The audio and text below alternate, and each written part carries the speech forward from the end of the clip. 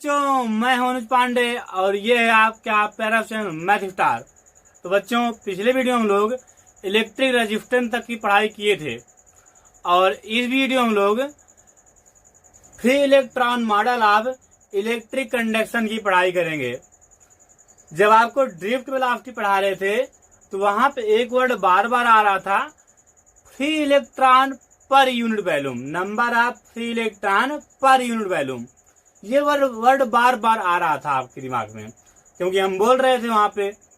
तो ये free electron होता क्या है, आज हम उसकी भी चर्चा इसी इलेक्ट्रॉन मॉडल में करेंगे। चलिए तो इलेक्ट्रॉन मॉडल स्टार्ट करते हैं, ठीक है।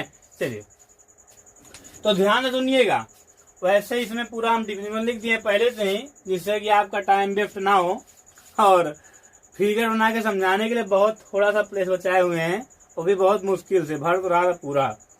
चलिए तो अगर आप ध्यान दें तो आप जानते हैं कि प्रत्येक पदार्थ जो होता है, हर एक पदार्थ दुनिया में जो, चाहे ब्रह्मांड में हो चाहे जहां भी हो, प्रत्येक पदार्थ किससे मिलकर बना होता है?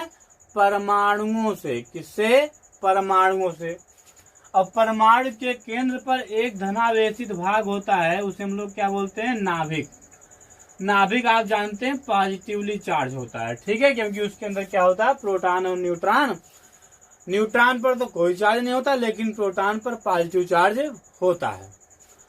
अब अगर ध्यान दें तो जो एटम होता है उसमें जो न्यूक्लियस होता है, न्यूक्लियस के चारों ओर इलेक्ट्रॉन जो होते हैं अपने अपने ऑर्बिट में चक्कर लगाते रहते हैं। क्या करते हैं? चक्कर। किसका चक्कर लगाते हैं? न्यूक्लियाई का। ठीक, चलिए तो अगर हम कक्षा बनाए देखिए तो ऐसे होगा। ये कक्षा मतलब ऑर्बिट, ये बहुत कम ऑर्बिट बना रहे हैं। एक और अगर आप ध्यान दें तो एक और बना दे रहे हैं, ये ठीक है। तो पहले ऑर्बिट में कितने इलेक्ट्रॉन होते हैं? 2। सेकेंड इलेक्ट्रॉन में क्या होते हैं? 8।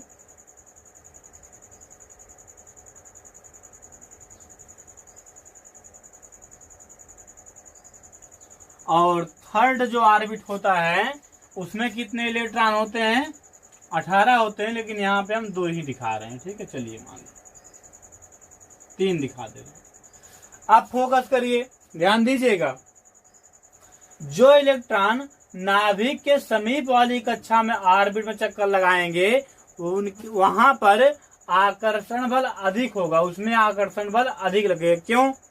क्योंकि आप जानते हैं कि न्यूक्लियस में क्या होता है? प्रोटॉन पॉजिटिव चार्ज, और जो नाभिक यहाँ पे है, ये ऑर्बिट जो चक्कर लगा रहा है इलेक्ट्रॉन, इसमें क्या होता है? Negative charge. और पॉजिटिव चार्ज और नेगेटिव चार्ज के बीच में क्या लगता है? इलेक्ट्रिक फोर्स, मतलब फोर्स लगती है। और ये जो फोर्स होती है, फोर्स जो होती है इलेक्ट्रिक फोर्स, ये फोर्स जो होती है ये अट्रैक्टिव होती है यहाँ पे। क्यों? क्योंकि आप जानते हैं कि इलेक्ट्रॉन पर नेगेटिव चार्ज और प्रोटॉन पर पॉजिटिव चार्ज, और नेगेटिव चार्ज और पॉजिटिव चार्ज एक दूसरे पर क्या लगाते हैं? Attraction force. अब आगे फोकस करिएगा। जब अट्रैक्शन फोर्स लगाएंगे तो आप जानते हैं कि जो एफ होता है ये इनवर्सली प्रोपोर्शनल होता है आर स्क्वायर के। आर स्क्वायर क्या होता है? Inversely proportional. मतलब अगर आर बढ़ेगा तो एफ घटेगा, आर घटेगा तो एफ बढ़ेगा। मतलब कि जो इलेक्ट्रॉन न्यूक्लियस के जितना पास होंगे उस पर फोर्स उतना ही ज्यादा लगेगा, और जो इलेक्ट्रॉन न्यूक्लियस से जितना दूर होंगे उस पर फोर्स उतना ही कम लगेगा। मतलब इन इलेक्ट्रॉनों पर जो फोर्स होता है वो प्रबल होता है। मतलब यहाँ पे लिखेंगे प्रबल आकर्षण बल। कैसा फोर्स होता है? प्रबल होता है, ठीक है। और जो इलेक्ट्रॉन दूर वाली कक्षा में होते हैं, जितने भी दूर कक्षा में होंगे, जितने भी दूर ऑर्बिट में होंगे, वहां पर जो फोर्स होता है इलेक्ट्रिक फोर्स, वह उतना ही कम होगा। मतलब अगर यहाँ की बात करें हम लोग बाहर कक्षा की, जो सबसे बाहरी कक्षा है, तो यहाँ पे जो फोर्स होगा वो सबसे कम होगा। मतलब यहाँ पे लिखेंगे, देख सकते हैं, दुर्बल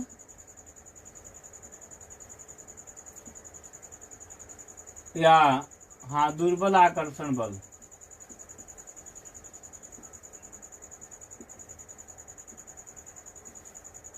क्या लिख सकते हो? कम आकर्षण बल। मतलब यहाँ पे जो पास वाले इलेक्ट्रॉन होते हैं नाभिक के, वहां पे आकर्षण बल अधिक, और जो दूर होते हैं वहां पे आकर्षण बल कम। मतलब जो दूर के इलेक्ट्रॉन होते हैं नाभिक के एटम के बाहरी कक्षा के जो इलेक्ट्रॉन होते हैं, इनको अगर थोड़ी सी एनर्जी मिल जाए तब ये अपनी कक्षा छोड़ करके एटम से अलग हो जाएंगे। क्या हो जाएंगे? कक्षा छोड़ देंगे, मतलब एटम को ही छोड़ देंगे एक प्रकार से। और जब एटम को छोड़ देंगे क्या हो जाएंगे? फ्री हो जाएंगे। जैसे कोई व्यक्ति जेल में बंद होता है तो जेल का ही चक्कर काटता रहता है ना, जेल के अंदर जाए चक्कर काटो।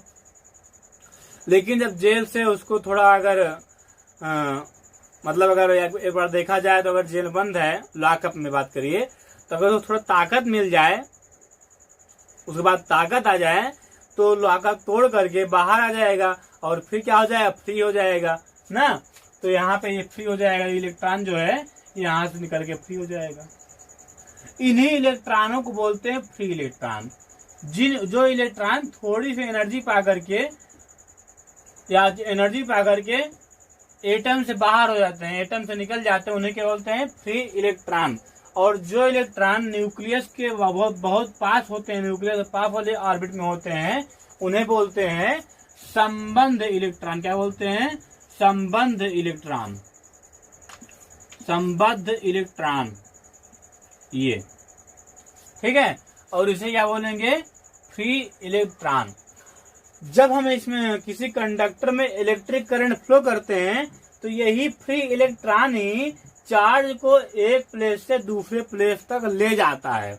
मतलब ये जो फ्री इलेक्ट्रॉन होता है ये किसका कार्य करता है? आवेश वाहक का। किसका कार्य करता है? आवेश वाहक का।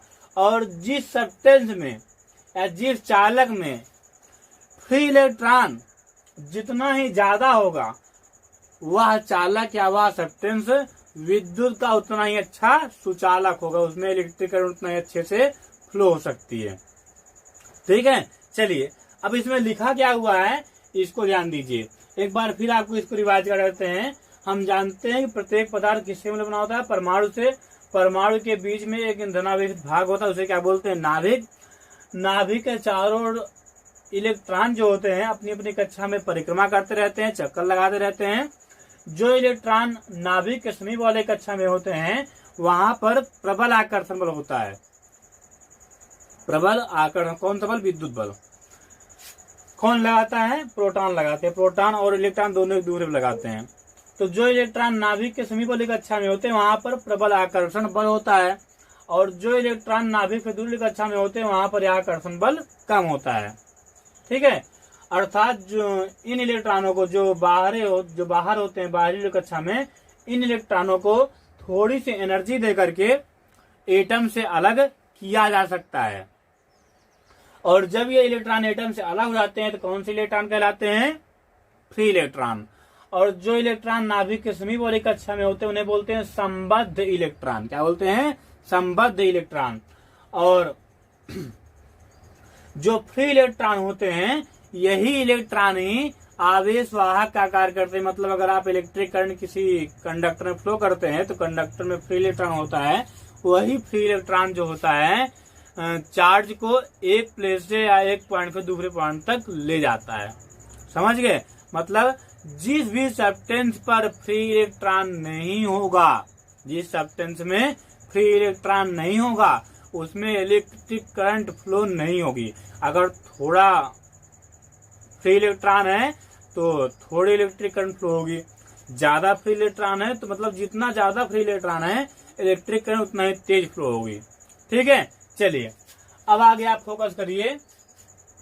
इसमें लिखा क्या हुआ इसको पढ़ लेते हैं। चलिए, हम जानते हैं कि प्रत्येक पदार्थ परमाणुओं से मिलकर बना होता है और प्रत्येक परमाणु के केंद्र पर एक धनावेशित भाग होता है, भी होता है आपको, जिसे क्या बोलते हैं? नाभिक।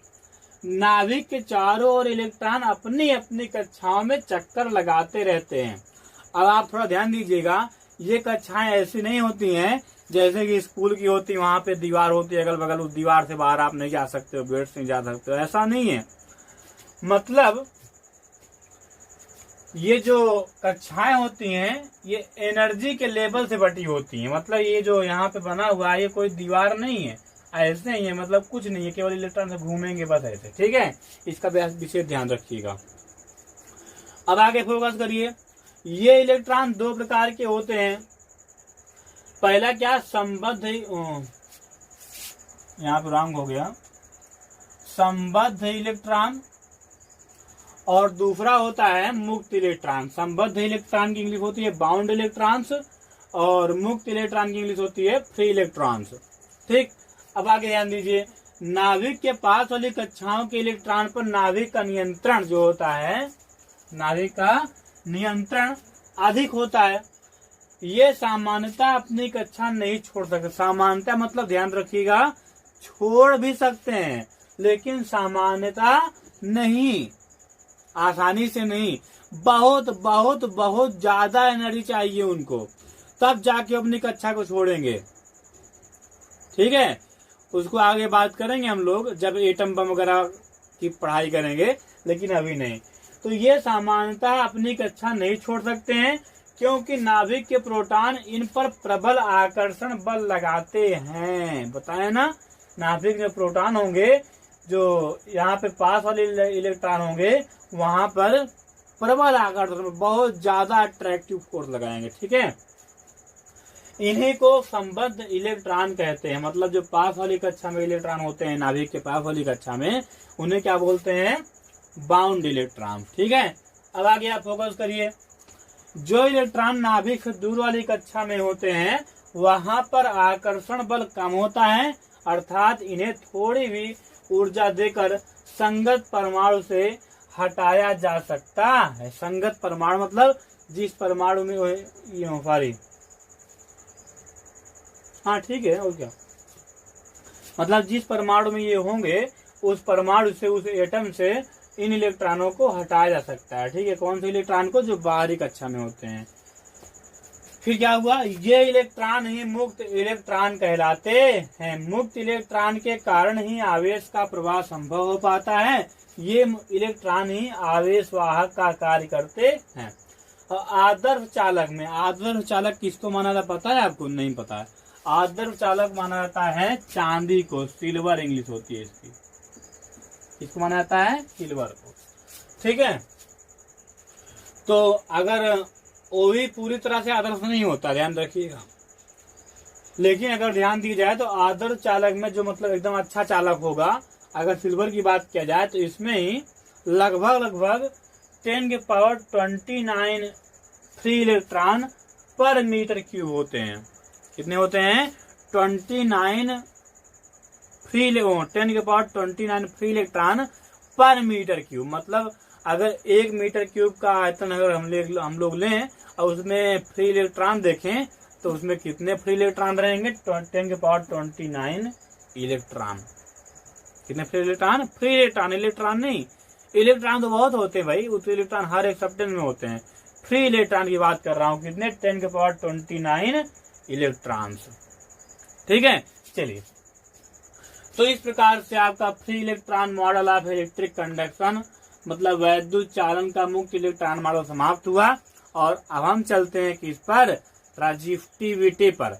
वैसे रेजिस्टिविटी की बात हम लोग किए थे पिछले वीडियो में, लेकिन डिफिनीशन नहीं देखे थे उसकी।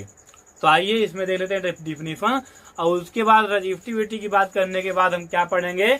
Effect of temperature on resistance, मतलब प्रतिरोध पर ताप का प्रभाव। किसका प्रभाव? ताप का। चलिए तो इसको मिटा देते हैं और हम देखते हैं रेजिस्टिविटी। आप लोग भी लिख लीजिएगा इसको, बहुत इंपॉर्टेंट है ये, बहुत बहुत इंपॉर्टेंट।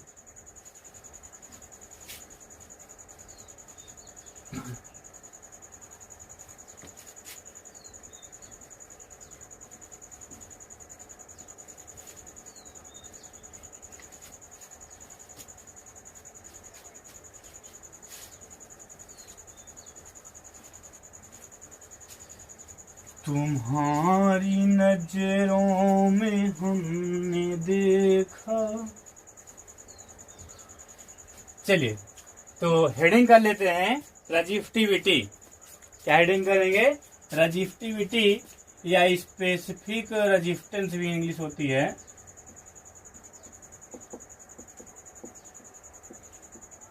स्पेसिफिक रेजिस्टेंस और रजिस्टिविटी, क्या रजिस्टिविटी ये हो गया, ठीक है। इसकी हिंदी क्या होगी, विशिष्ट प्रतिरोध, विशिष्ट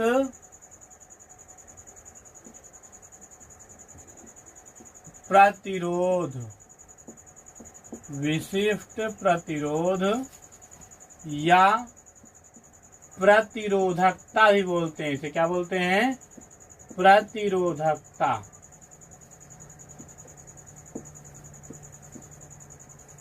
तो अगर आपको याद हो तो पिछले वीडियो में हम लोग फार्मूला प्राप्त किए थे, क्या, R इक्वल ml अपान NE स्क्वायर ए टाउ, क्या, यहाँ पे टाउ एवरेज था मतलब, लेकिन टाउ यही लिख रहे हैं।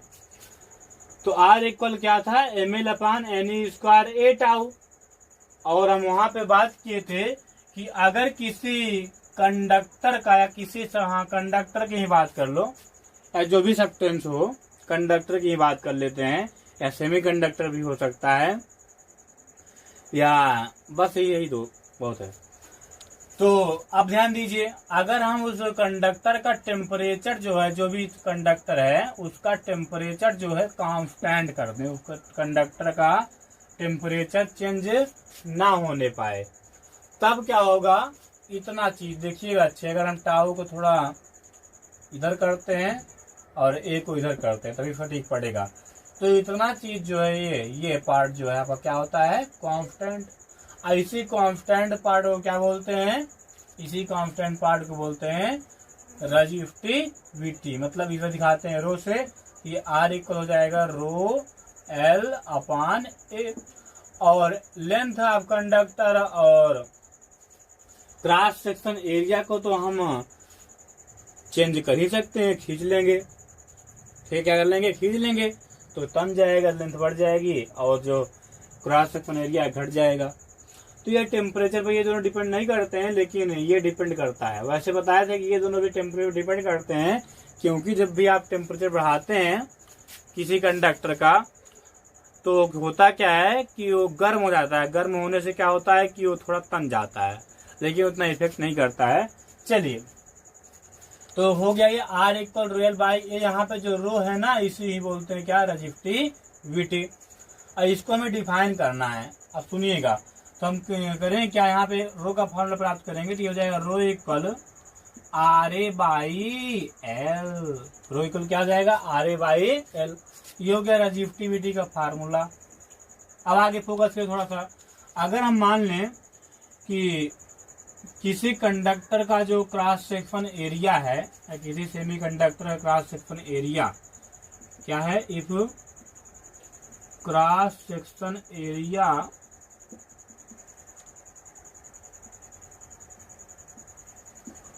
Of conductor equal 1 metre square और लेंथ ऑफ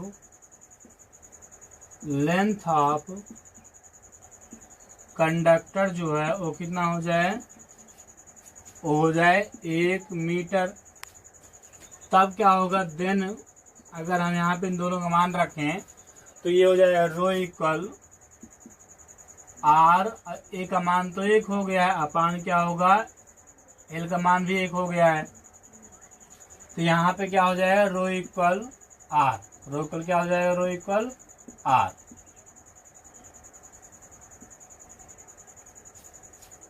क्या हो गया, रो इक्वल आर।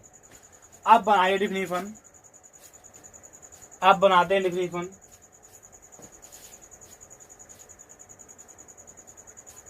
बनाएं, चला जाए।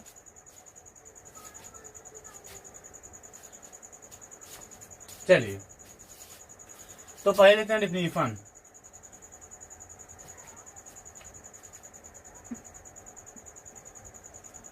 किसी चालक का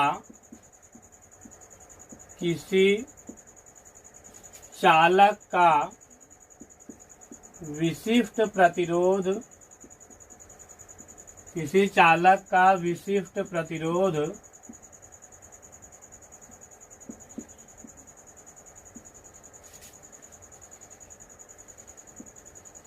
उस चालक के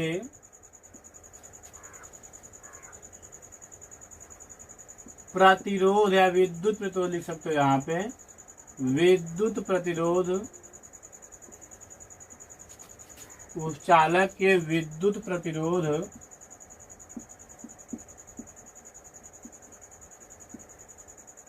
के बराबर होता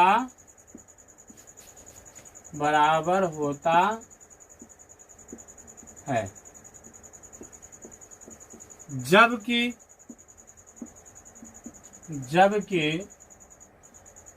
चालक का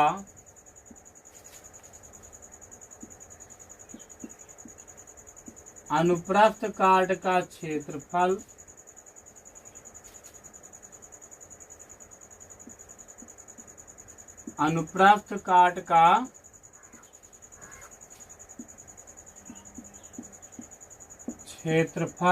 तथा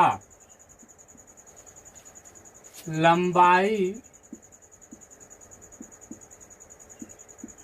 एकांक हो। तो देखिए कि इस तरह से हम बहुत ही इजीली फार्मूले से ही इसकी डिफिनीशन बना लिए। तो यहाँ पर लिखेंगे तथा लंबाई एकांक हो। तो डिफिनीशन क्या बनी एक बार फिर देखेंगे। किसी चालक का विशिष्ट प्रतिरोध उस चालक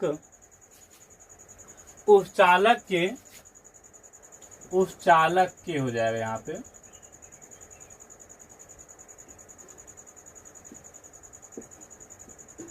उस चालक के विद्युत प्रतिरोध के बराबर होता है, जबकि चालक के अनुप्रस्थ काट का क्षेत्रफल तथा लंबाई एकांक हो। कितना हो?